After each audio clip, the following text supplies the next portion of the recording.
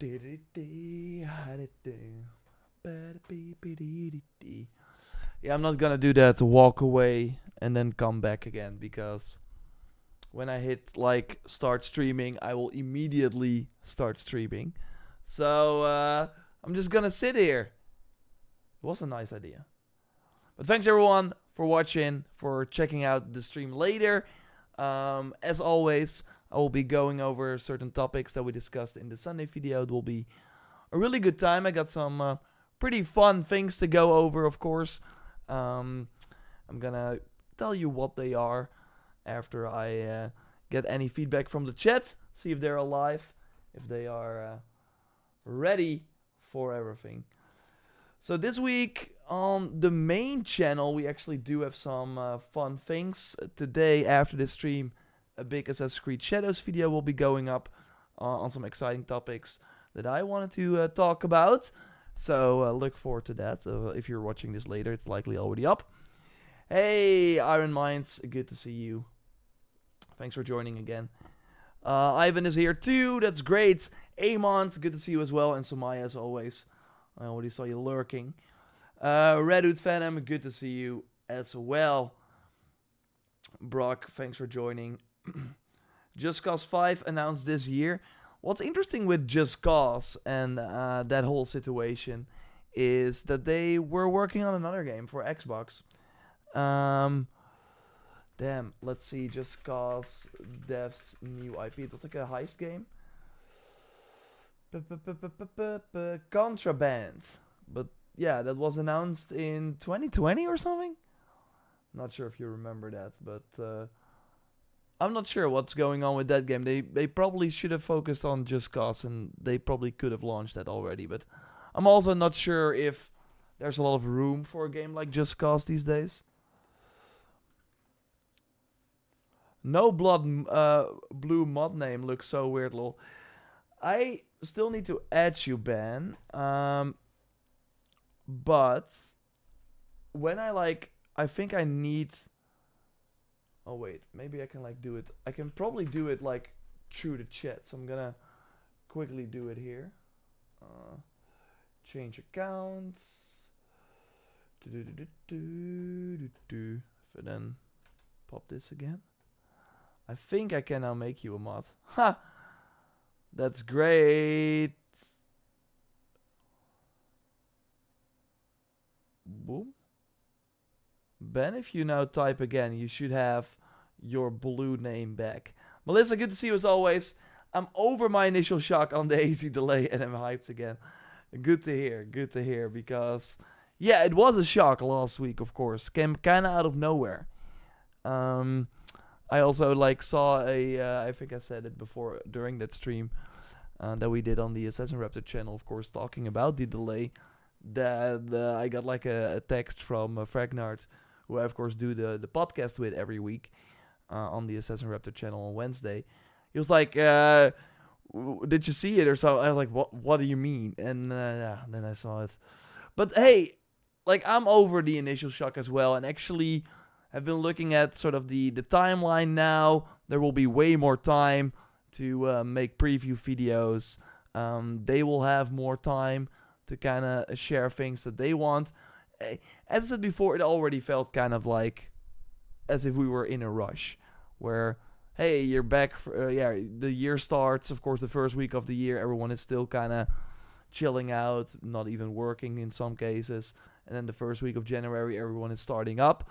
But if Shadows was February 14th, it would be immediately crazy, and now we got a bit more time, and obviously the best part is that they got an extra month to work on the game, which should only benefit us when we get there. Eamon is asking, will there be another Tomb Raider game? Well, yeah, sure.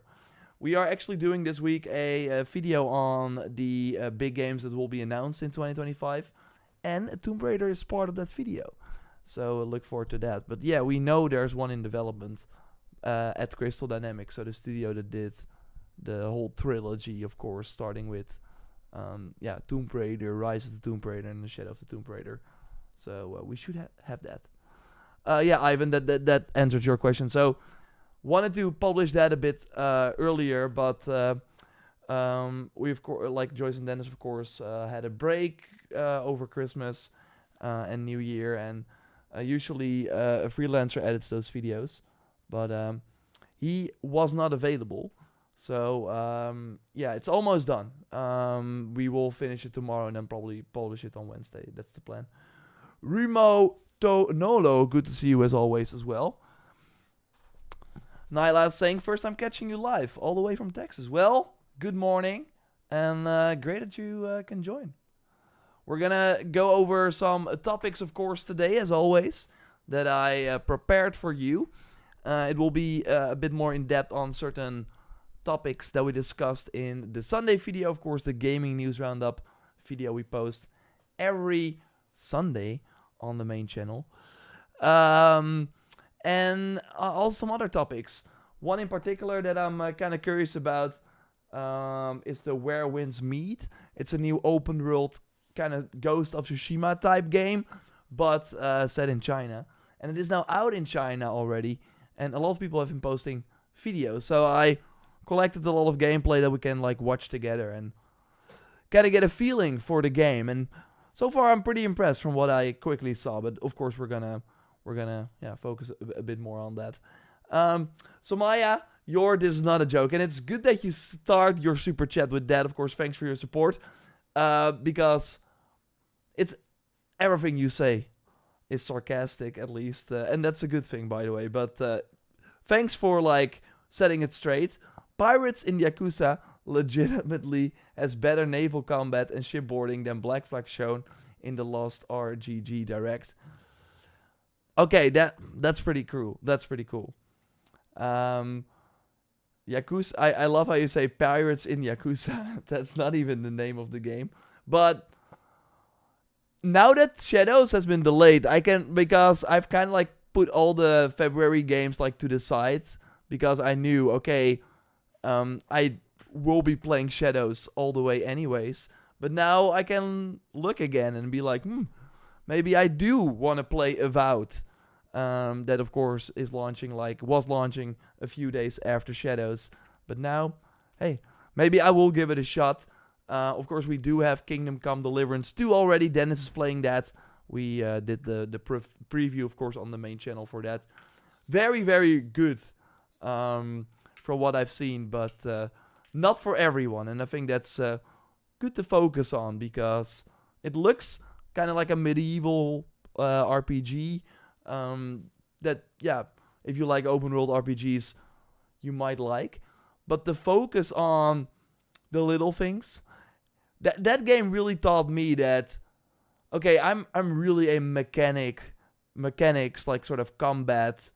I prefer a game that tells me less, that I have to figure things out myself, and that I really, with like the controller, can kind of figure things out, like think of combos and cool ways to use the gameplay mechanics, instead of a game that has a lot of like systems that you have to learn and kind of study, and maybe some quest where you just walk around and not a lot is going on, but it's like fun dialogue. Like, I'm not really feeling that. So I'm still kind of deciding on if I want to go back to Kingdom Come. Treble Champ says, should I play Kingdom Come Deliverance 2 on PC or PS5 Pro? I mean, if you have the PS5 Pro, why not give that bad boy some love, right? You did not buy that for nothing. So we've been playing it on PS5 Pro, Dennis, and it looks phenomenal. It looks really, really good. Personally, I prefer playing on console because I can sit on the couch, and don't try this at home, I have, of course, my PS Portal, and I use that to play in the bathtub. So I have my sort of wooden table that I put in the bathtub, and then I mean, I'm not like putting the PlayStation Portal on it, but it is nice to have some sort of table, otherwise you can't really... Of course, it's not waterproof, the PS Portal, that's why I say don't try this at home. You don't have this from me, but I've been using it for... How long is the Portal out? A year or something? Play quite a lot of games on that thing, and I'm enjoying it. I don't think Kingdom Come is the best game to play on that thing, because the menus are crazy and there's a lot of information, so a tiny screen won't really work. But that is why I also prefer playing on console more than PC. And I sit a lot here to make content for you. So being able to leave this office, leave the PC behind, and use the console elsewhere has my preference. Hot tub stream. Yeah, and I'm also selling some oil if you want, some bath oil. It's only $5 for like a drop. Yor is a 24/7 gamer. All for the content, all for you guys. How long are your baths, lol? Do you mean like how long do I stay in bath?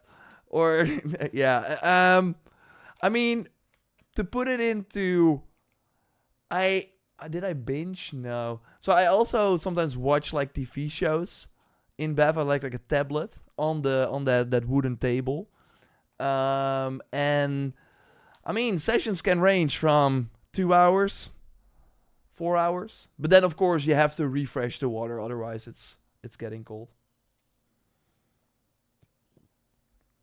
But yeah, sometimes the portal can.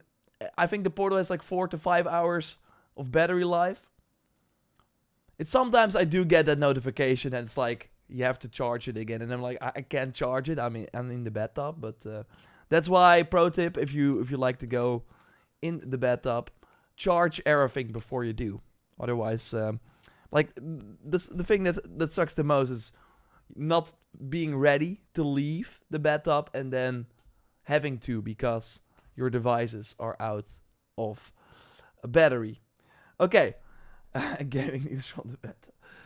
Maybe for the 1 million stream. But on the other hand, I'm also like, maybe I should just do some things and not link it to content, you know? Maybe that's like a good idea as well. Okay. 4 hours. Yeah.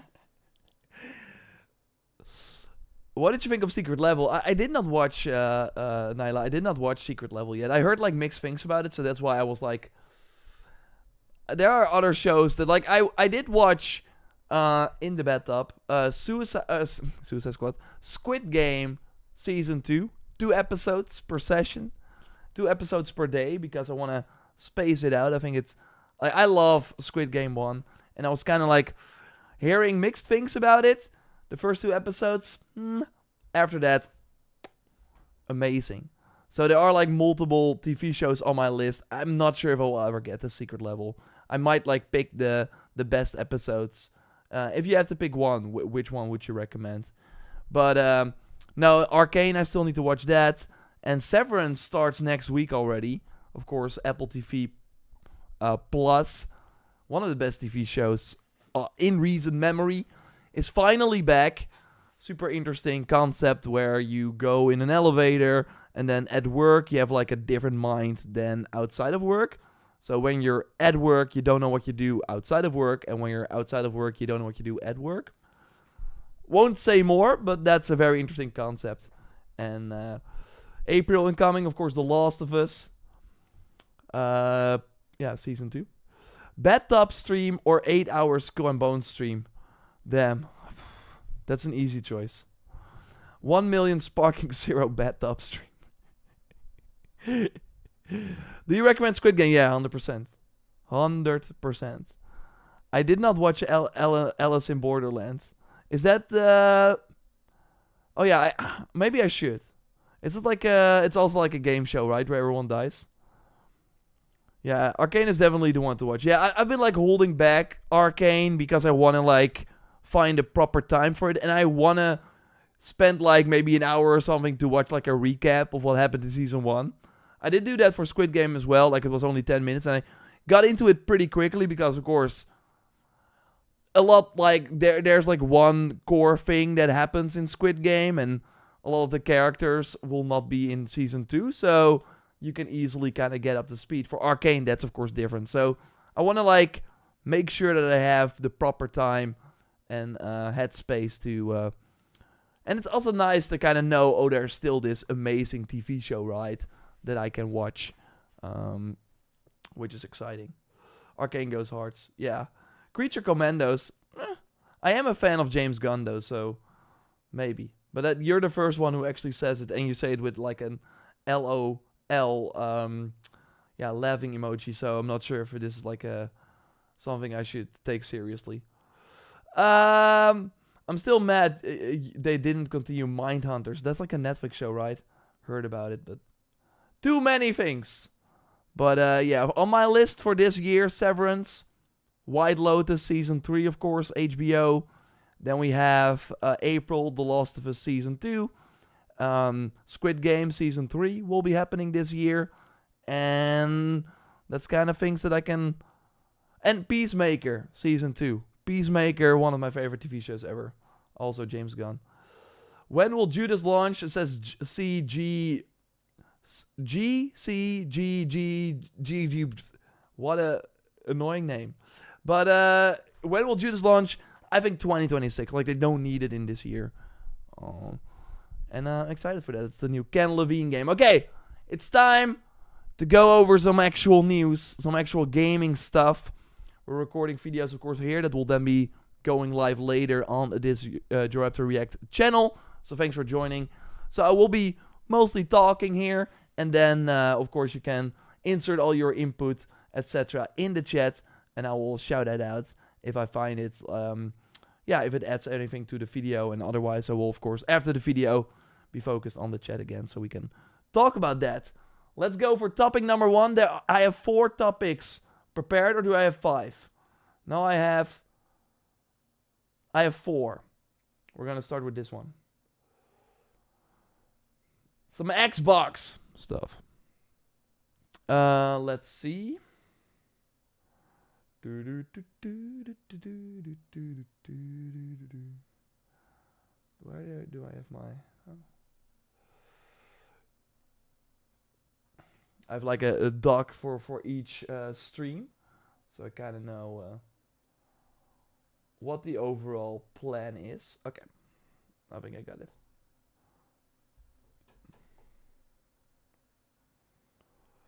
Major of Kingstown Season 4 started filming today, says Steven Lucifer.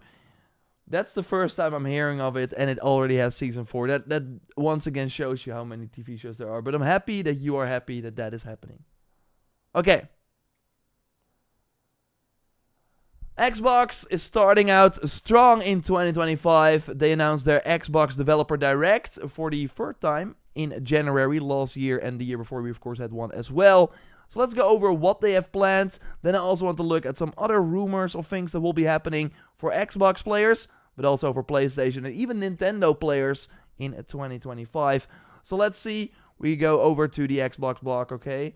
So they will visit Compulsion Games in Montreal, Canada to learn more about South of Midnight. Head to Montpellier, I hope I did not butcher that, France to see Sandfall Interactive.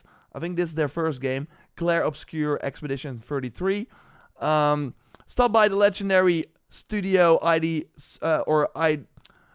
stop by the legendary IT Studios in Texas to check on Doom the Dark Ages. And also they will visit a surprise location to see another studio's brand new game. And we had previews for this. I kind of missed them.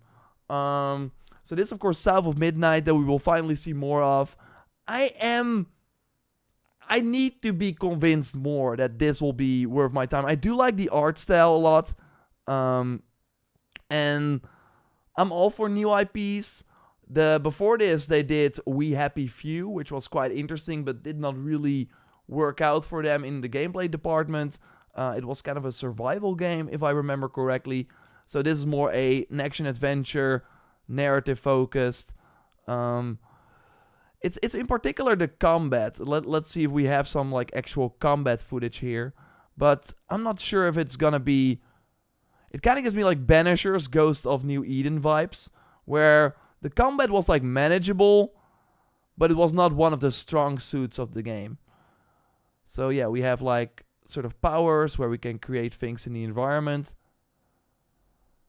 I hope this goes well. Again, I think the art style looks very cool. The world should be fun to explore. But overall, we will get way more information during the Developer Direct. And I hope this turns out well. We will have like release dates or like leaked release dates for these games that I will go over in a moment. This one is interesting, and let me know in the chat and in the comments what you think of this. So this looks like pretty cool. It's like a third-person action game, but then it goes into turn-based combat. And of course, with Baldur's Gate, obviously that turn-based combat was quite different from this more Final Fantasy, Pokemon style. Hey, we have characters facing each other and you select one move, and that's kind of it. There's like no board where you move the character around. I do think this could be awesome in terms of it's rare that we get a turn-based game that looks this stylish, and it certainly does. We also have like Ben Starr, the lead actor from Daredevil, is voicing one character. So there's like a lot of like this game has a lot of things going for it. Hopefully the story is any good. But yeah, obviously we will be mostly spending time in the turn-based combat. Again, I think it looks awesome. And also with Metaphor, of course, ReFantasio had similar combat. So I don't think like it's not gonna be for everyone. But I do like that they are not afraid to be a turn-based game, and yeah, maybe because it's like Unreal Engine 5, it looks incredible. More people will give it a shot, even though they might not be turn-based combat first. But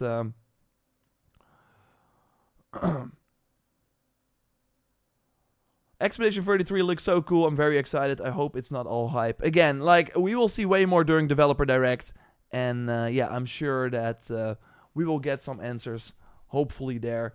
Because so far, looks awesome. I think the reviews are going to be very important for this game. It will be on Game Pass as well. Now, this game, of course, does not need any explanation. You see this and you're like, you're either in or you're out. You played either like the remake that they did in 2016. And then, of course, Eternal that came out in 2020, if I remember correctly, of 2021. But yeah, this is like, we're going to the Dark Ages. We have like more medieval weapons now, like a shield that you can use as a boomerang. Why not? Doomguy even has like a flail that he can use that we will see in a moment here. And seems like they are going less for the, here, there we go with the flail, less for the ammo and sort of shield management, but maybe more just dumb fun again. Because in Eternal, it did feel... I was like way more focused on managing all my resources and stuff, instead of actually paying attention to the game and the world. I was like, oh, now I need to use my chainsaw for ammo, and now I need to do this and this. I think the chainsaw was for ammo. Maybe I'm wrong about that. But I'm like, let's go back to just cool weapons and killing enemies in fun new ways. And maybe, oh, this weapon works better against this enemy, instead of having to manage resources all the time. But yeah, seeing that game way more, I'm very, very excited. So these should be the release dates. Nate the Hate, very credible leaker. We go here, tier 2, generally reliable source. South Midnight should be in April. Doom the Dark Ages in May. I wanna believe, but I think Doom is like end of the year, but I would love to be wrong. Last year they showed Indiana Jones during the Developer Direct as well, and that was of course December, so I don't know, maybe I want to see before I believe it. And the Oblivion remake is currently slated for June, but won't be announced for a few months, because again, we do have this extra unknown game, where they said that they will visit a surprise location to see another studio's brand new game. And with them saying brand new game, it's not gonna be an Oblivion remaster. That's not like a brand new game. They would probably use different words. And yeah, we also have X-TAS saying that it's not like the Oblivion remaster, but it's something else. Still though, the Oblivion remaster should happen this year, probably in June. And kind of the what we're thinking now is a Double Fine. It's like their turn. They did like Psychonauts 2 that you see right here in 2021, and they've been pretty quiet ever since. And we don't know what they will be what they will be doing next. They also did like Custom Quest, if you remember that game. But yeah, I'm down for this. I think they're like a very cool studio. I'm kind of like, where do they fit in Microsoft's current strategy, where it's not all about Game Pass anymore, but also about like selling games. Double Fine's games usually don't sell that well, but maybe they can find a cool new IP or something awesome that really highlights their gameplay and what they are good at, and yeah, maybe hopefully get a new audience interested in that. Like Hi-Fi Rush, of course, was the big thing during the first Developer Direct. That was a shadow drop. Maybe they will do a shadow drop again for a game from Double Fine. I think that would be very, very smart, because then it's like, whoa, I did not know about this game and you tell me it's out. I think more people will then try it out than if they announce it and are like, check back in June. And then it's like, okay. So, yeah, maybe they can use the Hi-Fi Rush tactic, which did work out for that game. Obviously, we know that studio is no more under Microsoft. Luckily, they did get bought, though. So, yeah, they will be back, but probably not with a Hi-Fi Rush 2. Either way, we also learned about some other things. Again, this is like an analyst saying this. So it is a rumor, but if you look at the numbers, just like this analyst is doing, you see that this is happening. So Xbox games in Game Pass can lose 80% of the premium sales. And yeah, this basically means that... Here, look at how Hellblade 2 charted. Like, Hellblade 2 in particular was insane. I think it was like the 37th best-selling game of the month it came out. Not good. Not good. So one thing they can do about that is bring it over to other platforms where people actually buy things. Because I also mentioned this in the Sunday video, but I want to talk about this again. Marvel Rivals, you might be like, hey, why is Marvel Rivals interesting in this conversation? Well, it has like a very, very good month. 136 million. That's great. Obviously, the game cost probably way more than that, but hey, this is the first month. They will keep building and building. And they, of course, got that Invisible Woman skin that I think will easily make 30 million alone. 36 million in China alone. So, like, 100 million in the Western countries. And if we, like, look at this, so this from that article, a Reddit user put it here. Steam made like 45.5 million, PS5 27.2, and Xbox only 2.7 million in revenue, which is insane. Like, that really shows you that, sure, there are more people playing on Steam and PS5, because there are like 2 times, maybe even more times. Like, we know PS5 is, I think, at 70 million now. Xbox Series around the 30, 35. So obviously there are more people playing on PS5, but that they make like 10 times more the revenue on that platform, that's wild. So it kind of shows you, and that's also what we've been kind of seeing and what Microsoft has kind of trained their customers to do, is that if you have an Xbox and you have Game Pass, then you're good, because for all their other games, you can play them day one. You don't need to spend money on other games. And it's the same as if you have Netflix, and then, yeah, you're kind of like, okay, I will just watch everything on Netflix.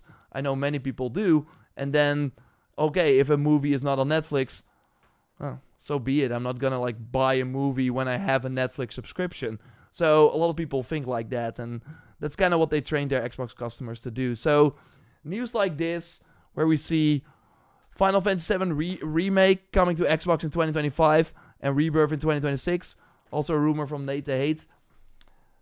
I'm like, okay, but who is gonna show up for that? I really think this will sell max 50,000 to 100,000 units. I don't know who this is for, but I'm happy that more people get to play these amazing games. But I'm still like, Square, like, have like legit expectations, because if other games are not even selling on Xbox, why would people play Final Fantasy VII Remake? And we also got, like, because of that, again, Hellblade 2 not selling a lot.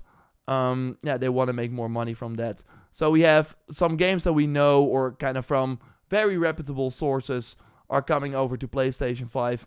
And even the Switch 2 in... I'm not sure why this like black screen is blocking my view here. Okay, we can do it like this. We can do it like this.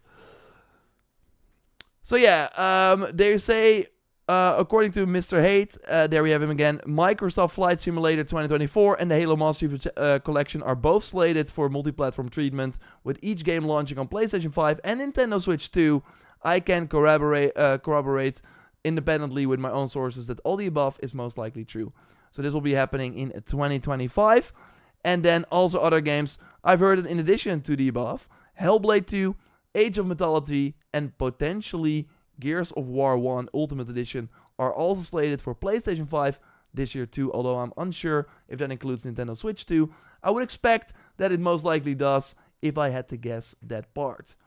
So yeah, way more games are coming over to other platforms, which again makes sense. And these are, it feels like so far, the and that's what we also of course saw last year with Sea of Thieves and Pentiment, Grounded, of course, that they're first trying it with their older games to bring them over, and then maybe talk about the newer ones. Unless some games like the Doom that I already showed, and also obviously Outer Worlds 2, they will be day one on PlayStation 5. For the games that are not day one on PlayStation 5, seems like they will wait a bit longer.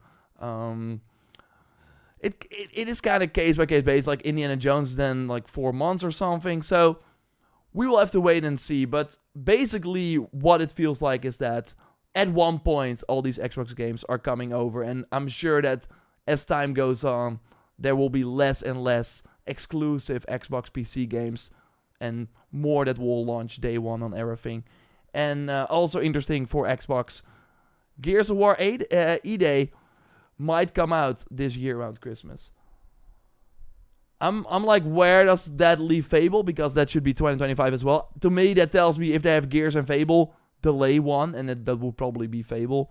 But yeah, I think Xbox has a pretty great year. So even if you have an Xbox, I think there's a lot to look forward to, and you should not really care about those games coming to PlayStation, I think, because you still got quite some exclusives. You, of course, just with one Game Pass subscription, get a lot of awesome games, including also third-party titles like Clair Obscur, Expedition 33.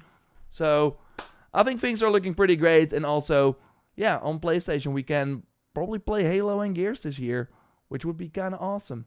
And yeah, then I will have to give them a proper shot as well. I played them here and there, but I'm mostly a PlayStation guy, so I do use my Xbox more than I did like in the PS3 generation. I never had an Xbox 360, for example. So like Gears 1, Halo Master Chief Collection, I miss those games.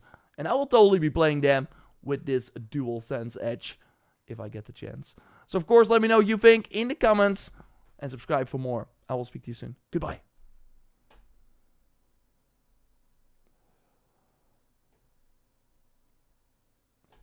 So yeah, kind of a roundup of what we talked about, of course, in the Sunday video, but with some extra thoughts. Let's see. I got like a nice... I'm gonna put it in the drive so Joyce can... we're like an oiled machine, you know. Joyce now can edit what we just recorded. It's all good. She just finished the Shadows video, so that will be live after this stream on the main channel. Good stuff. Good stuff. So Maya, thanks for your support as always. What would it take it for me to get you to react to the new RGG Direct showing Pirate Yakuza in Hawaii gameplay? It's 30 minutes. Okay, I'm gonna do a poll. Nice, Joyce. Awesome. Hey, Davito, love your AC fits, man. You're the real one. Well, appreciate you coming over here to the Twitch chat as well. And in 2 hours, a little more, maybe we will have another big Assassin's Creed Shadows video. So hope you have that notification bell ringing, ready to be rang. I hope that notification bell is ready, because later today you will get a notification. I have to go back to work. Well, Reddit fan, as always, I appreciate you being here, and I will speak to you very soon. Gears of War coming to PS5 will be awesome. I agree, Damon. I agree. Okay. I'm gonna do a poll real quick. So Maya, I'm gonna let the people decide. Are we going to watch Yakuza in Hawaii gameplay together? Or not? Yes or no? That will be the poll. Let's do it.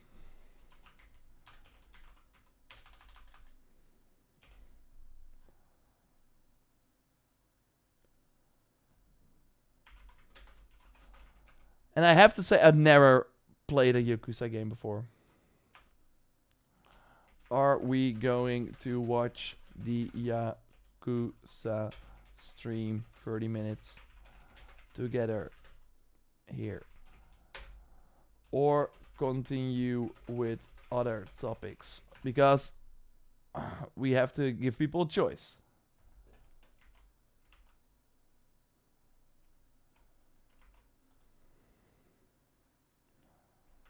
Just an easy yes or no.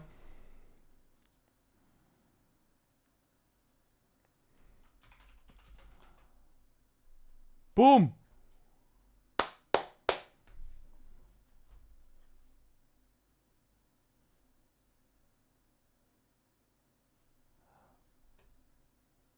I want to see your reaction, but not the full 30 minutes. It's a 13 minutes. Oh, sorry. I did do 13 in the poll, but okay. Yeah. Let's see. Sorry, I said 30, but I meant 13. First time catching you live. Appreciate the content and news, Mr. Raptor. Well, SGT 117. Appreciate you being here. Hope I didn't butcher that name, but thanks for coming over. Make sure you're subscribed. I'll have more videos on this channel as well, where I do more of this webcam type situation. Yeah. Okay, it's 62% right now. 63. Vote yes, guys. Hey, Federico, appreciate you being here. Like a Dragon was my first last year, and I loved it. Okay, 53 nights. I'm hearing good things about the Like a Dragon series, like the RPG side to it. A rigged poll. I mean, you're still winning. You're still winning.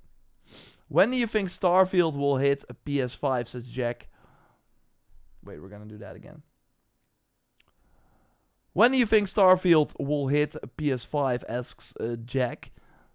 I really think this year as well, because it feels like it's time. I think it has done everything it can for the Xbox platform, and the longer they wait, the older the game will be. In September, they might do another expansion. They wanted to do a yearly expansion. Obviously, Shattered Space was not a huge success, so maybe they decide to give this expansion more time. But I would not be surprised if around the launch of that expansion, if it's like in September, or maybe they push it to 2026, I do think they will do like a Starfield Complete Edition or something, or maybe call it something else, because they might do more content, and then launch that on PS5, so that you get like Starfield, the first expansion, this new expansion. You of course get the car you can immediately use, so you basically get the best version of Starfield on PS5, and that they will then charge full price for it. I think that's probably what they will do. So again, I think either September this year or next year if they delay the expansion. I think they want to do it around the expansion, like create one big hype moment, if I had to bet.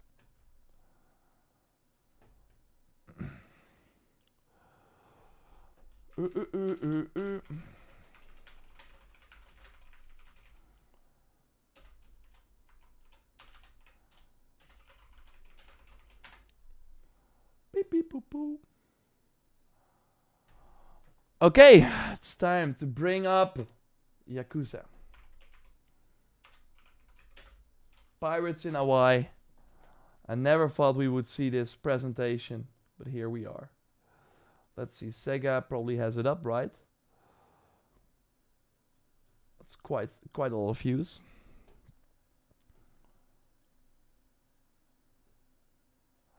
Okay, there we go. Poll is ending.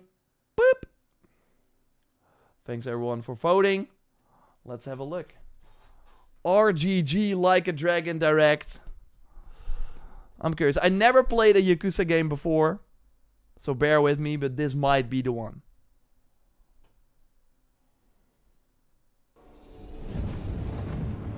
Let me know if the audio is good.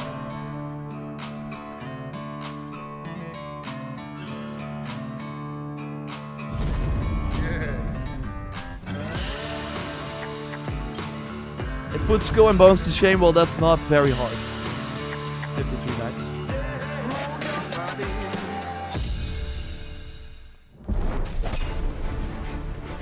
Like a Dragon Direct.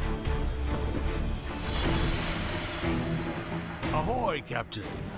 Today we're going to explore some of the finer points of playing pirate in Like a Dragon, Pirate Yakuza in Hawaii.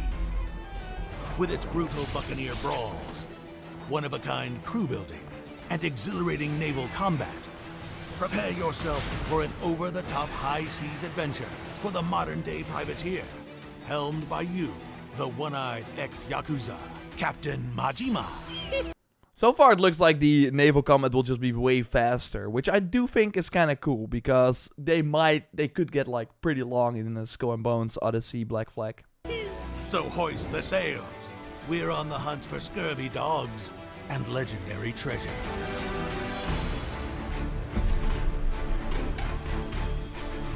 Kick arse, yar.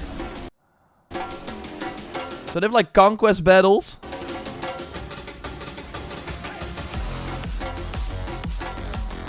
Like a Dragon, Pirate Yakuza. It's like a Hawaii's dynamic combat system features 2 unique fighting styles for a deep variety of devious mix-ups.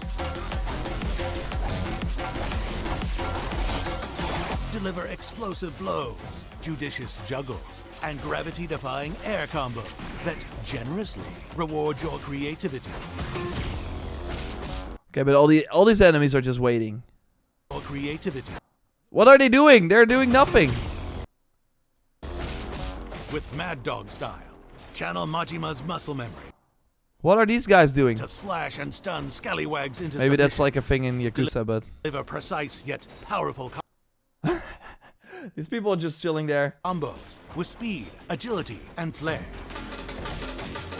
It does look fun. It does look fun.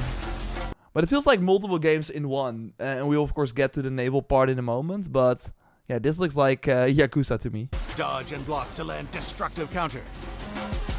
Then bust out a heat action and send them below decks. Still standing? Hold down and attack to shiver their timbers with crushing charge moves that will have you lightning dashing. Is the tiger that we see like a companion, or can we use them, or is it just and uppercut mashing? I think it's like a companion, right? Yeah. Do that enough. Yeah. Yay. And you'll end up with a full madness gauge. This is good. Unleash it to summon shadowy doppelgangers, multiplying your destructive force to take down hordes of enemies in a flash. Okay, that's pretty cool. Once you've mastered Mad Dog style, Sea Dog has you dual-wielding cutlass short swords and buccaneer gear to make shock bait of your enemies. Engage at range by throwing your cutlasses like razor-sharp boomerangs to slice through crews. Or use your chain hook to close the gap. Then yo ho ho, break out your pistol and blow the man down. So correct me if I'm wrong, but like the first thing we saw was like more traditional Yakuza gameplay, and then like being the pirate is kind of the new kind of combat. If you feel the tides turning against you, Tiger summon companion, reinforcements with fabled dark instruments and a maxed out madness gauge. So you do like sea shanties and then you like summon. What the heck? Of course a parrot. Oh my god, that word.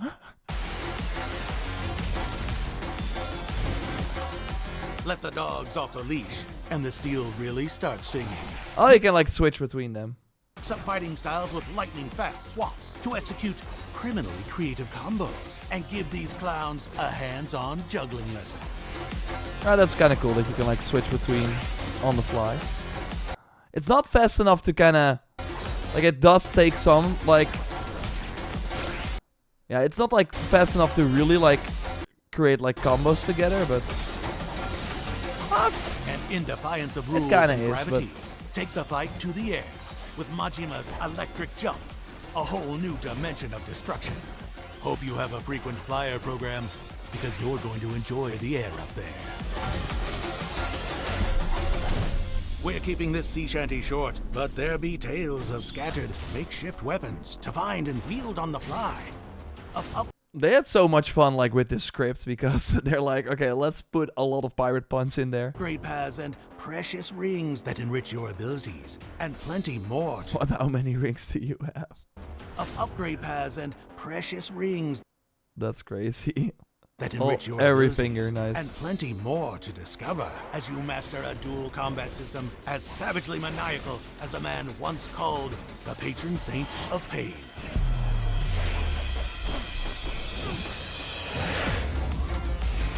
Okay, show us the Twin naval fists of stuff. Mad Dog and Sea Dog, simple to pick up, deep as the ocean, with a skill ceiling higher than a crow's nest. Deep as the ocean, skill seal higher than a crow's nest. There we go.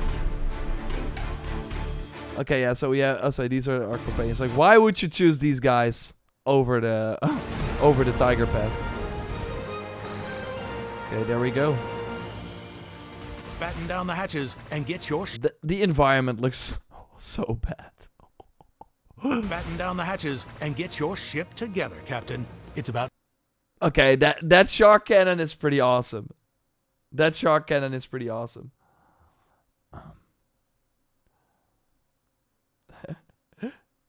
This looks fun, but what is the story? I don't think there's like a... correct me if I'm wrong, but this doesn't look like the game that has like a very, very serious story, which is fine. time you got your sea legs. First, feast your eyes on the Goromaru, your trusty pirate ship. She's yours to customize, from hull and armor to sails and figurehead. Strike fear and confusion into And confusion. Oh my god, they even have the freaking unicorn skins. the hearts of marauders roaming the seas. Once you've decked your deck, you're gonna need a crew. Luckily, it's a captain's Damn. That's crazy. Over 100 salty dogs are just waiting to sail under Majima's Jolly Roger. Train your Goro pirates into a ship-shaped wrecking crew by deepening your bonds through song, drink, adventure, and victory.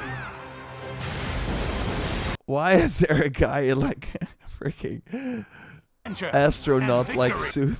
Like what? Yes, this game is canon, and you're going to need a lot of them. This game is canon and you're going to need a lot of them. Arm yourself to the teeth to take on the scurviest scoundrels this side of the Pacific, and scuttle them. So yeah, all the crew that you of course like recruit are on Or the they ship. plunder So that's like a lot like Odyssey, obviously. you.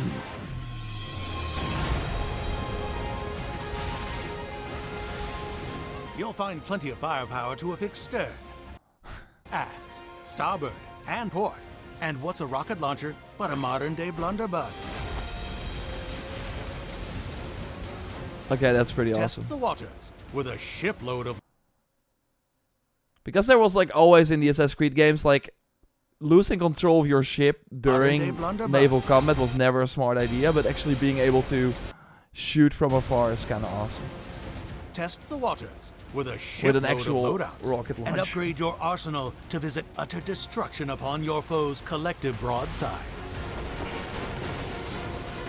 Any captain worth their salt knows to assign crew hands strategically. The goat!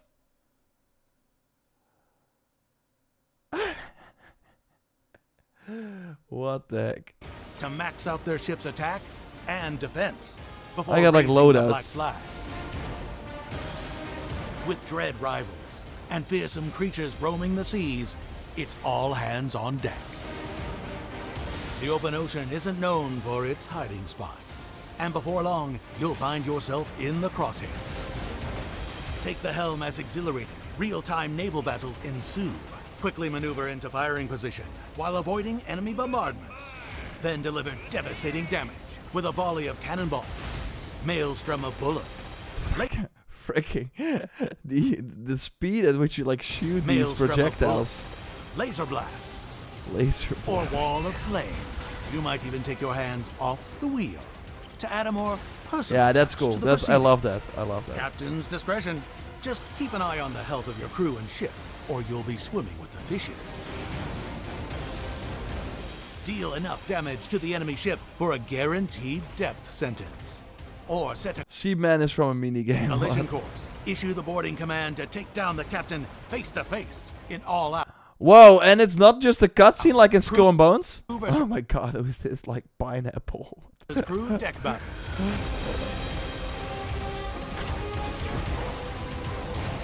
Wow, there's actually boarding. Skull and Bones left the chat. A pirate's life isn't just about sending your foes to the briny deep, but it is a highlight.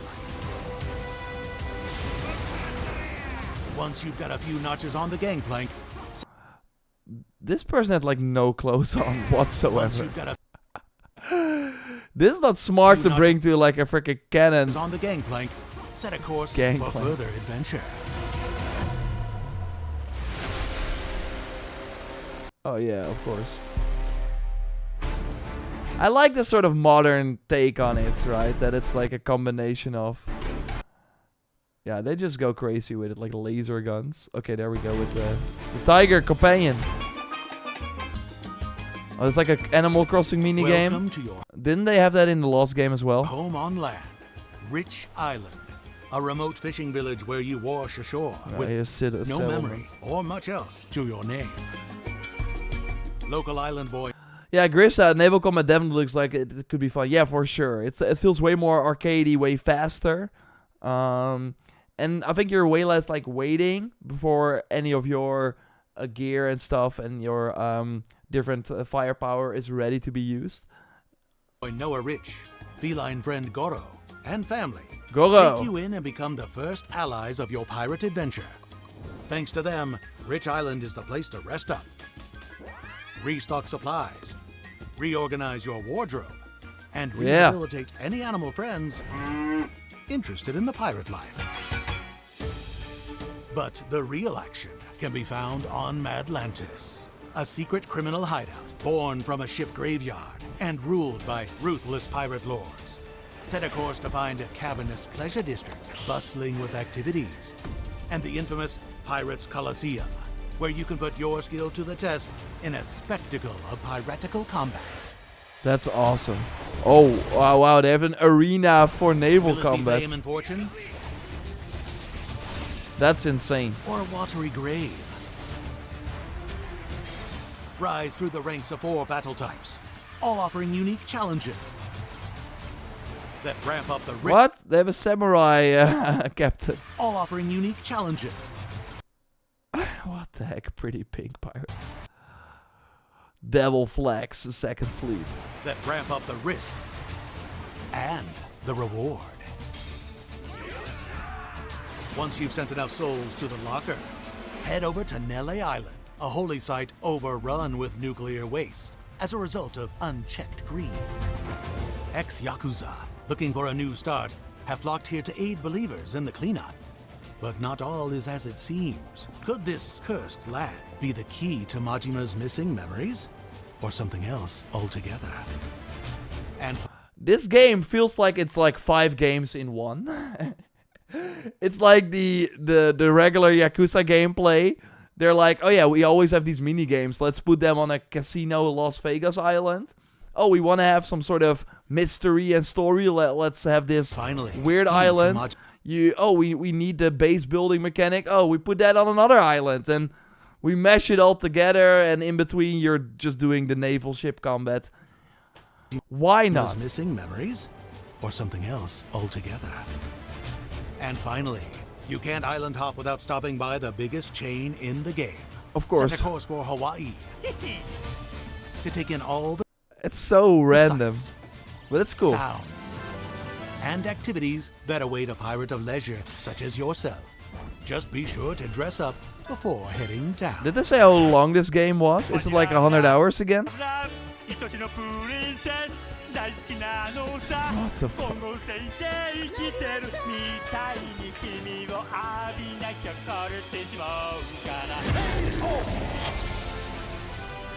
Whether you're surfing the streets, slinging around town, or setting some landlubbers straight with your fists, Paradise has so much to offer. So take your time and soak it all in. There's much more to explore on the open seas of Like a Dragon, Pirate Yakuza in Hawaii, all waiting to be discovered. But beware, the sea can be unforgiving, and its occupants deadly. The more you explore, the more you conquer, the more you unlock. Rough seas are ahead, but with great victory comes great reward.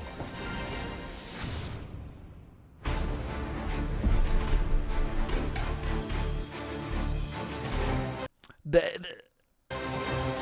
think this is like, oh, it's like the amount of the pre-order now. They do have to kind of like update the graphics though. Especially the environments look really, really bad. But again, this looks like a PS3 game. Like these freaking buildings. But I know it's not like at one point, because they of course like release one of these every year, right? At one point they just gotta go dark and fix their upgrade their graphics, like the rocks and stuff. Like I'm not saying that is like hurting this game or anything, but I do think, especially these environments. It's like Minecraft.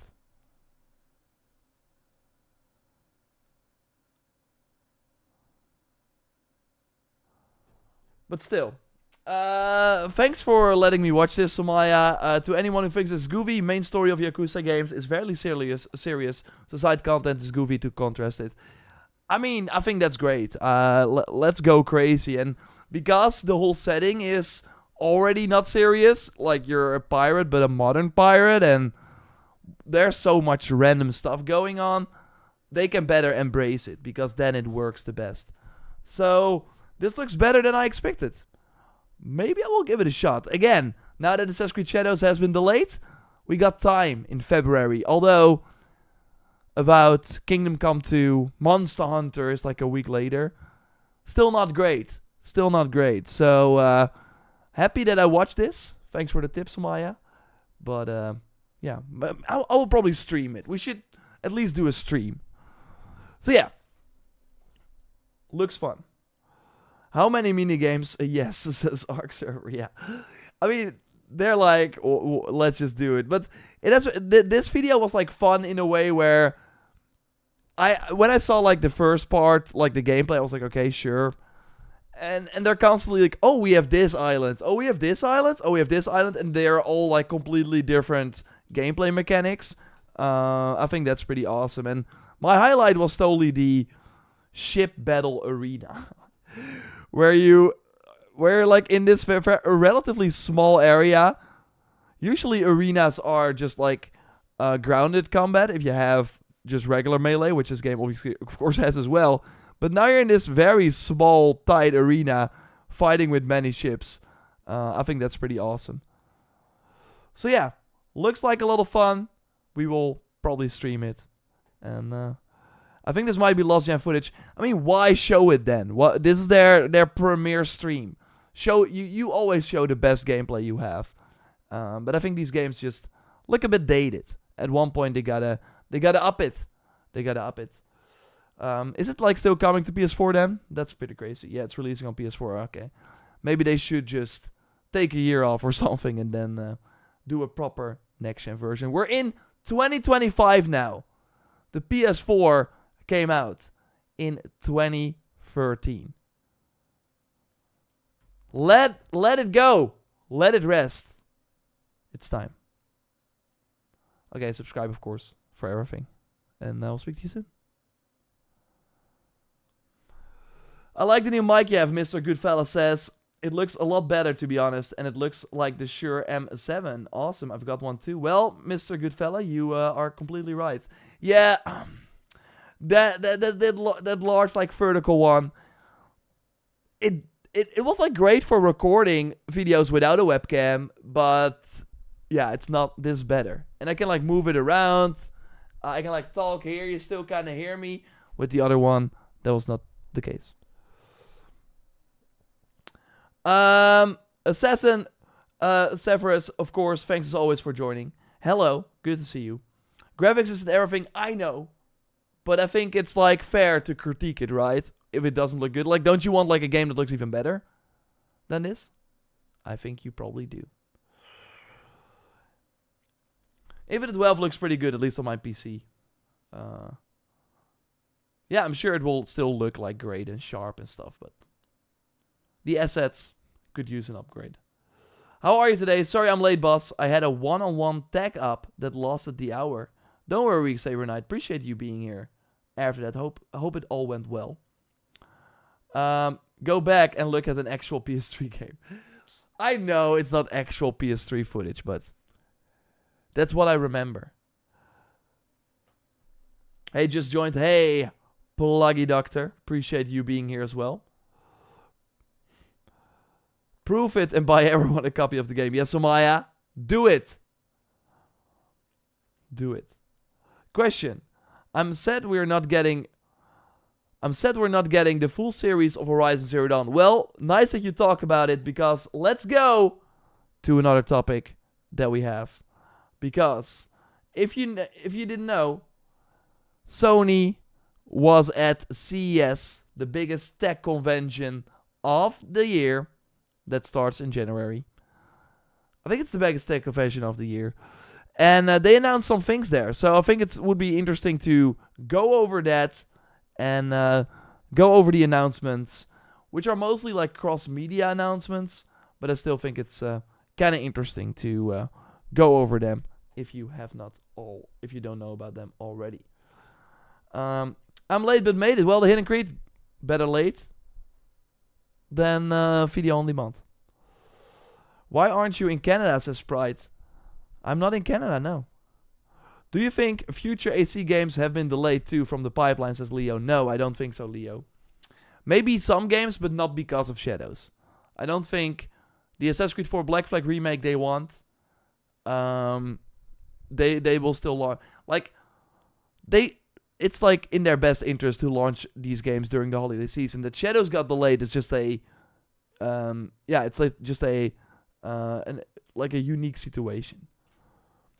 But maybe like Jade will be delayed because it was supposed to launch in Q2, so April, May, June.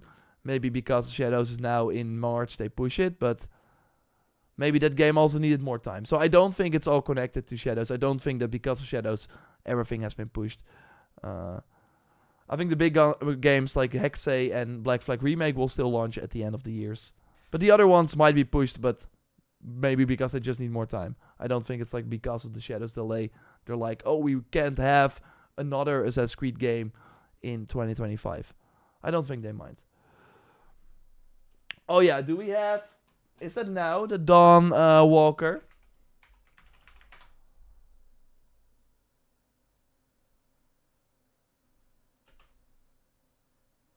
Is that right now?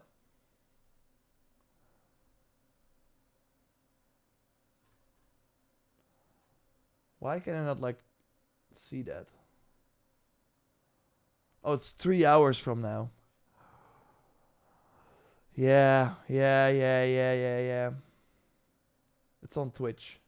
Bij Vattenfall zetten we stappen. I will look at that later, but that's the new game from ex-CDPR people from Witcher developers. Rebel Wolves. Could be big. Is Jade the phone game? Yeah, 53 Nights, it is. Ubi on CES baffles me a bit. Ubi was not at CES. Sorry, Sony. Did I say Ubisoft? What do you think about the Berserker that's coming up? Hyped or not? Mr. Goodfella, there is a demo coming out for that game. Oh, did I say that? Sorry, Plaggy Doctor. No, I meant Sony. It's not Ubisoft. I think that Berserker of Kazan game, not really expecting a lot from it, to be fair. So yeah, I don't... there's a demo. I hope the demo is good. And they can use some feedback.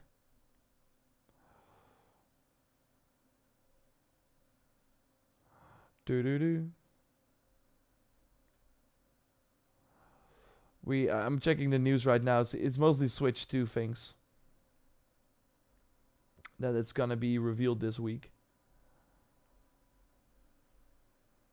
But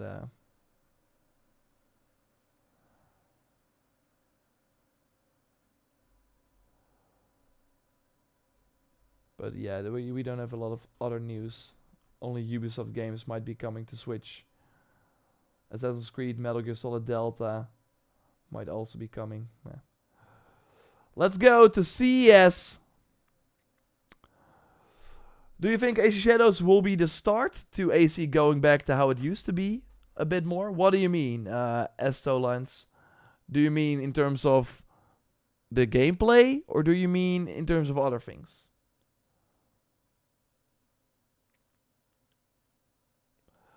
AC are all made in different locations, right? Yeah, if you mean like at different studios, like they have lead teams. So Quebec is now making, they did Odyssey and now do Shadows. The team that did Origins Valhalla is now doing Hexe. So they can all work together or like alongside each other. And still have Hexe, when it comes out at the end of 2026, will be in development for more than 5 years, which is the longest for an Assassin's Creed game ever. When do you think we get the Black Myth DLC, asks Kenny. I think this year, but it likely won't be still some time. Maybe like August or something, maybe like at the year anniversary. ACJ should come to Switch. I agree. That would be perfect. Any news on GTA 6? I heard PC version would launch simultaneously. Where did you hear that, Neo Tokyo? I don't think that's happening. I will keep an eye out for the demo. Yeah, January 16th, Mr. Goodfella, for the Berserker demo. On, I think, all platforms. So PlayStation, Xbox Series, and PC. And if you didn't know about that demo, check out the Sunday video we do on the main channel, JorRaptor YouTube. I see you're watching on Twitch. But yeah, we post a weekly news roundup every week. And that's where I talked about that demo. Also, I'm happy for The Last of Us 2 finally coming to PC. Just got a new CPU specifically to get ready for the release. That's awesome. Do play the game first and then watch the TV show. It's gonna launch around the same time, but yeah. Seeing that trailer, like the teaser for the Last of Us Season 2, I was really like, whoa. They're gonna do a lot in different orders compared to the game. So it seems like they will spoil if you have not played the game. Because it will be 2 seasons for the part 2. But yeah, it seems like they will spoil quite a lot. I played it. It's a Souls-like. The Berserker game?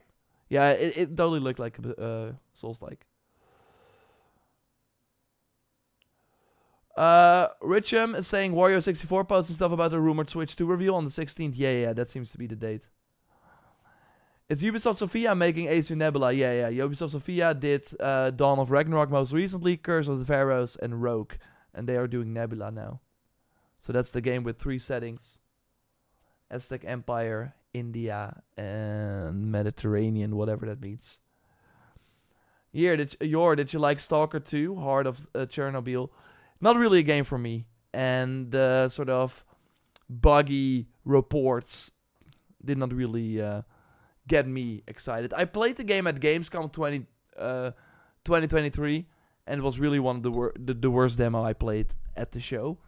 So that did not get me excited at all either. Like, I'm happy that people enjoyed it, but yeah, it's not really a game for me. In terms of setting mostly, and just overall gameplay. Spider-Man 2 coming to PC this month. Will there be any story expansions? No, Neo Tokyo, there won't be, sadly. But I'm sure they will add that content that they had planned for Spider-Man 2 in the Venom game or some sort of spin-off they do before releasing Spider-Man 3. They will absolutely do it different. There's no way they're gonna get rid of Pedro Pascal so early on. Sure, but there are like I don't know. I do think ending episode 1 on that scene from part 2, and let's not spoil it because again there are people who have not played it yet. That would be big, and there are of course still yeah. Let's not talk about it for people that have not played it yet. Okay. It's time for CES. And president of Screen Gems. Station Productions.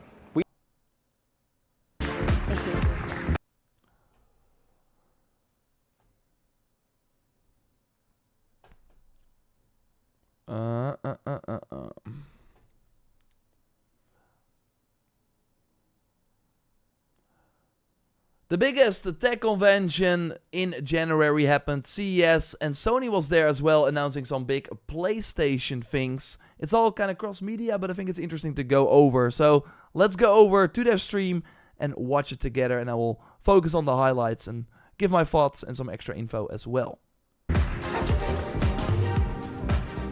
Thank you, Ravi. So at PlayStation Productions, we take the emotive storytelling and immersive gameplay experiences from our PlayStation studios and partner with Sony Pictures to spin that shared DNA into movies, TV shows, and animations that come to life on the big screen and the small screen. And naturally, we're thrilled that our colleagues on the anime front, Crunchyroll and Aniplex, are also taking the world of games and storytelling to new dimensions with Ghost of Tsushima anime series based on the popular online Legends mode from our critically acclaimed video game. That's awesome. There's an anime series of Ghost of Tsushima Legends coming. Again, like Sony is really looking at all the properties they have. We already know about a Ghost of Tsushima live action movie that is coming as well. And they're basically like, okay, what do we have? What can we make out of it? And what fits that type of experience the best? And Ghost of Tsushima Legends, like going for the anime approach, I think makes all sense because of how awesome that multiplayer mode, of course, already looked.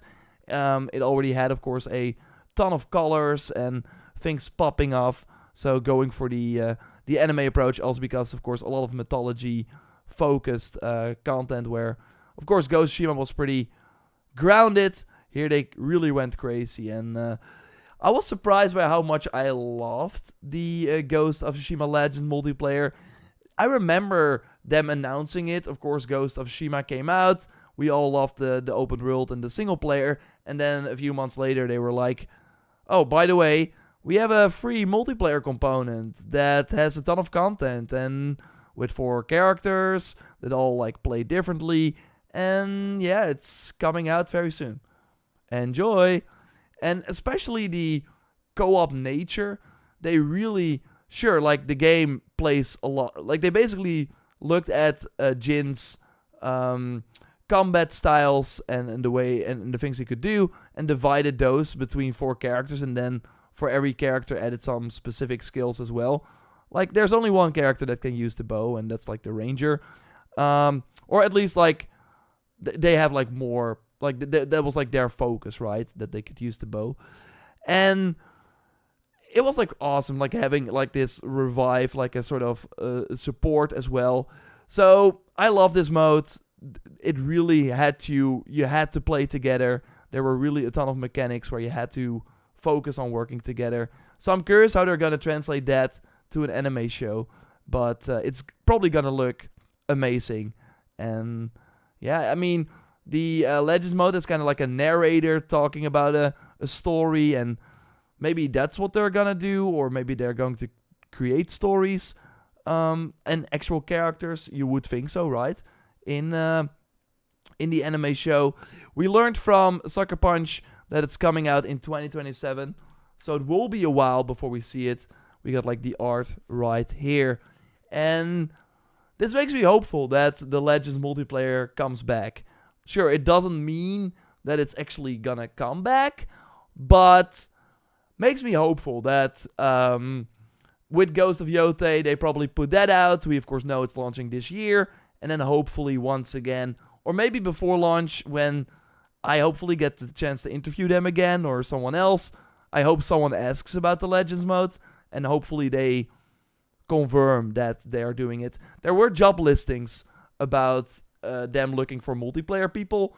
So, like, my dream would be if they made like a standalone, like more fleshed out Legends mode. But Sucker Punch is a small studio and they can already use all the people they have for this big open world they're making with Ghost of Yotei. So we will have to wait and see. But maybe the 2027 is also when they will do the online mode. Maybe they're, we're gonna do a Ghost of Yotei first.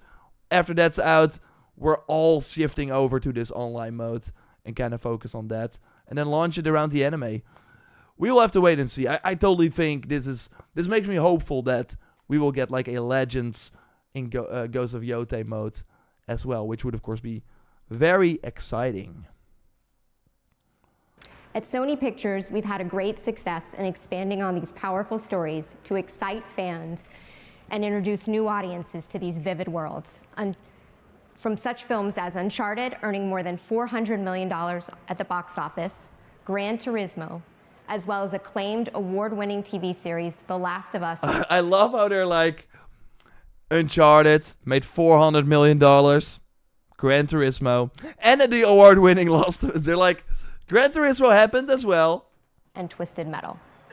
Oh yeah, and Twisted Metal happened as well. That's right, Ashley, and we're just getting started. Looking ahead. Oh no, there's way more coming. As to Aloy, where are you? We'll talk about the Horizon film in a moment. what might come next. I'm excited to announce that we are working with Sony Pictures on developing a film adaptation of our amazingly popular PlayStation game, Helldivers 2. Okay, so a Helldivers 2 movie is coming. Let me know if you're excited for that. I don't know. I hope it's not live action. As president of Screen Gems, and I'm excited to take on the first PlayStation horror game with they're not like talking Of our amazingly popular PlayStation game, Helldivers 2. Okay, so they're not really talking about any specifics, but yeah, it's an early development. We of course know that Until Dawn is coming. these games comes down to one thing: respecting the source material. Our close collaboration with PlayStation Productions gives us and our filmmakers the advantage of working directly with the creators of the game. It's a careful balance of trying to identify and incorporate what the fans love about the game and the experience, as well as offering something fresh and exciting to entice newcomers. Yeah, I mean, it's like a full circle, right? Starship Trooper, Helldivers game, Helldivers movie. In adapting Until Dawn, filmmaker David F. Sandberg, who is a big fan of the wildly acclaimed game, took the essence of what makes the game great and selected elements we think are the most important to the fans and paid homage to it in the right way. We then built out Until Dawn's universe using the core premise of a group of friends who encounter a variety of terrifying threats to tell a new story that is truly visceral and horrifying. So yeah, like Last of Us, of course, very true to the game. It's basically, yeah, the first season is basically the first game. In Until Dawn, they're gonna do it differently. So, on one end, that's great, because I'm now a bit more curious about the movie, because I, of course, played Until Dawn already. I know how it's gonna go.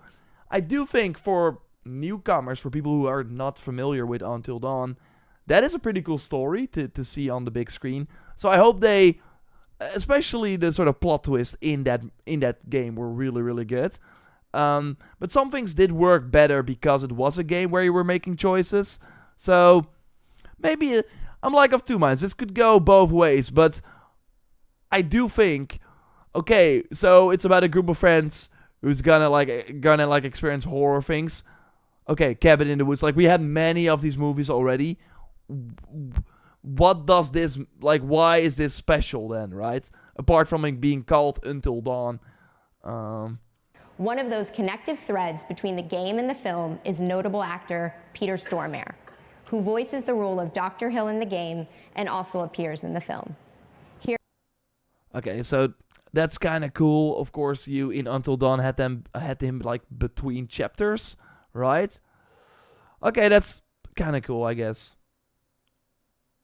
Of course, I will leave a link to the CES presentation if you want to see it yourself. I want to move on to the next part. To our partners at Screen Gems. So our vast content creation in the gaming space has the ability to expand our creative and cultural influence. Horizon is one of our most exciting IPs, filled with so much potential to expand into new categories and genres. The most recent example is LEGO Horizon Adventures, which launched this past November. A playful story inspired by the world of Horizon and made fully out of LEGO elements. The game features a great main track written by rising artist, creator, and gamer MXM Toon, titled Post Apocalyptic Dance Party. We've also created a music video for that song with her. We leveraged the game assets produced with the Unreal Engine to transcend the boundaries from gaming into animated content to further extend the world of Horizon. Let's hear from It's like, I'm happy that they are very excited about this because it of course came out, it came and went, it did not sell very well, I think. But them, like, they have like this presentation, 52 minutes, and to spend like 3 or 4 minutes, because this is all cars, right? This is all cars. Ghost of Tsushima Legends anime was like, hey, we're doing that. Helldivers was like, hey, we're doing that. They spent some things on Until Dawn because that's like a thing that's actually closer. For them to spend so much time on LEGO Horizon is kind of wild to me. Look, this is all LEGO Horizon. They're like, she's like gonna tell about how, and I don't want to like get claimed in this video, so I cannot really show this part because of the music, of course. But yeah, she's telling, we wanted to do a music video and it was so awesome, and it's like a lot. It's like, it's for a CES presentation, like 2 minutes. That's like long to spend on a LEGO Horizon game that did not really set the world on fire. But still happy it exists. I liked playing it. I still need to finish it. But I thought that was interesting. Let's look, because the next announcement is more exciting. And also great that she's a fan of the game as well. So there is one more Horizon project I'm excited to be able to reveal for the first time here today. Columbia Pictures and PlayStation Productions are at the early stages of developing a film adaptation of the award-winning Horizon Zero Dawn. Just imagine Aloy's beloved origin story set in a vibrant, far future world filled with the giant machines, brought to you for the first time on the big screen. And as you've heard tonight, as an evolution of... Okay, one thing that's interesting to me, and we should not like really read into it, but let's compare the Helldivers reveal and the Ghost of Tsushima reveal with that Horizon one. Game Helldivers 2. Okay, yeah, some people, woo! I think for Ghost there were some people like clapping as well, right? With Ghost of Tsushima anime series based on the popular online Legends mode from our critically acclaimed video game. At Sony Pictures. Okay, nobody was clapping for that either. People are hyped for Helldivers. Horizon didn't get like any. And PlayStation Our Future World in Zero Dawn. Just imagine. He was kind of waiting for it. But I've seen quite some like people excited about this overall, which is great. I don't know. I want this to be great. Because of course, if you remember, there was a Netflix show in the works, but as we can read here on the Forbes, the ambitious Horizon Zero Dawn show is dead for now. A Rolling Stone report accused Steve Blackman of fostering a toxic workplace on the set of Umbrella Academy, a series that's about to air the final season on Netflix. Now one of the future projects, including a hugely ambitious live-action adaptation of Sony's video game Horizon Zero Dawn, appears to be dead. So basically, because he was the showrunner and a lot of bad stuff came out about this Umbrella Academy director Steve Blackman, they're not moving forward with the Horizon Zero Dawn Netflix show, and seems like instead they're done making a movie, unless there's still a Netflix show happening. It's kind of weird to me, and because at one point they thought, okay, we're gonna do a TV show, right? And because the showrunner has like some allegations, they're okay, let's not do a TV show, let's do a movie instead. I mean, it's completely different. I still think, I mean, Netflix video game adaptations, we have Arcane, but on the other hand, we have Witcher. I think Witcher started pretty strong, but it really went downhill. I stopped watching. So it's not that I thought like a Netflix show is like, that's gonna be amazing. But I do think Horizon is, for me, way more than Aloy's story. And Aloy's story is very good, especially in the first game. But, for one, we've now seen many iterations of it. We have Zero Dawn, the remaster, we have Lego Horizon.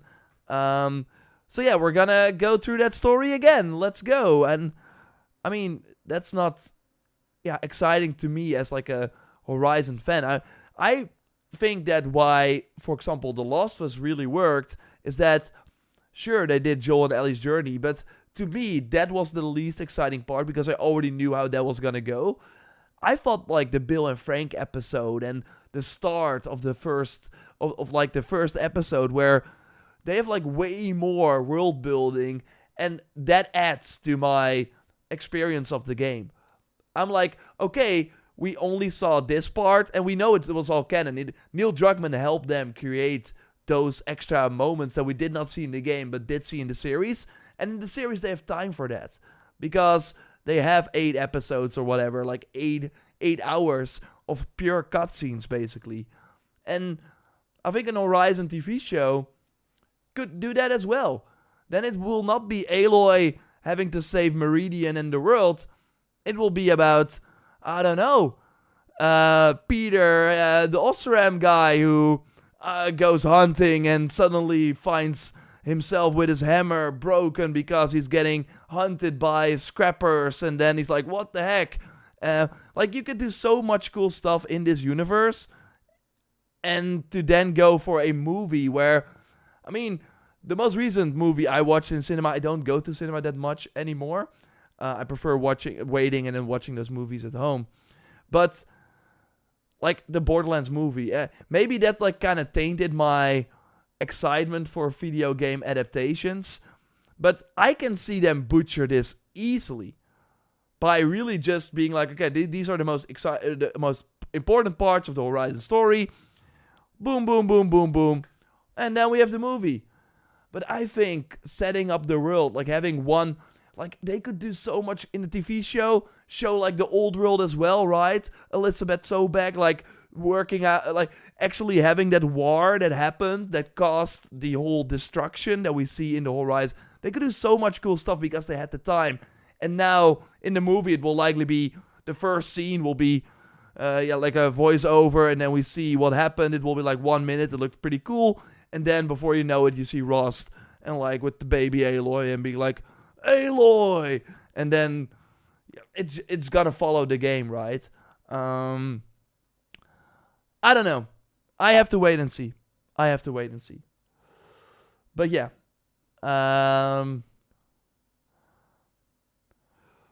Horizon 3 will be a PSX launch title. We will see. So, I think it will be launching later. So, is the series scrapped? I'm definitely gonna watch whatever comes out. Adrian, like, it seems like that. I don't know. The story of Horizon Zero Dawn is not bad. No, I'm not saying that. I'm more like saying that I think a TV show could really add to it, and I think a movie is not for us fans. It's not. I don't think it's gonna be better than the game, and I think while I still like the Last of Us TV or the game more than the TV show, there were parts about the TV show that I liked way more than the game, especially the extra world building and seeing that, because in the game you were only playing Joel, actually moving that camera away. So yeah, I'm kind of like of two minds. Hey, AK ADN, good to see you. Most gamers don't expect a game movie to be any good. I think so. Will a bad movie affect people, how they feel about the games?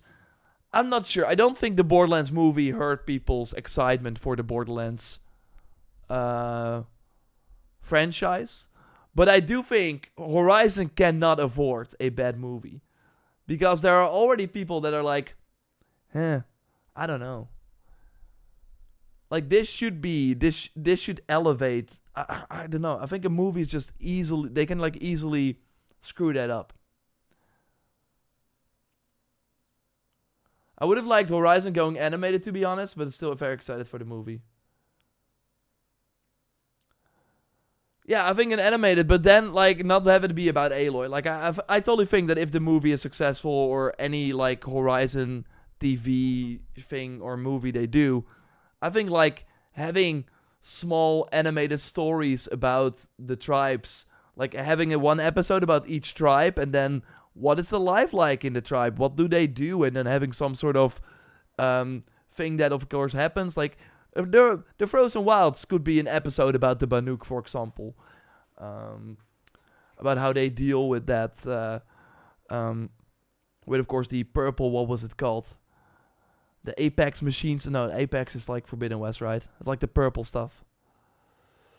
Most games do not work as movies. Shows can work, but movies are so much harder to get right. I agree, Grisha, because for a movie, they immediately, and that's where Borderlands really failed. They have the feeling that they have to make this movie for just movie watchers that are like brain is dead and I'm just gonna watch some explosions. Like they really think they have to, that they make the audience like way larger, and that's not very exciting. So yeah, I'm of two minds. I'm not really. I want to believe, but I'm also kind of scared. Of course, let me know what you think in the comments.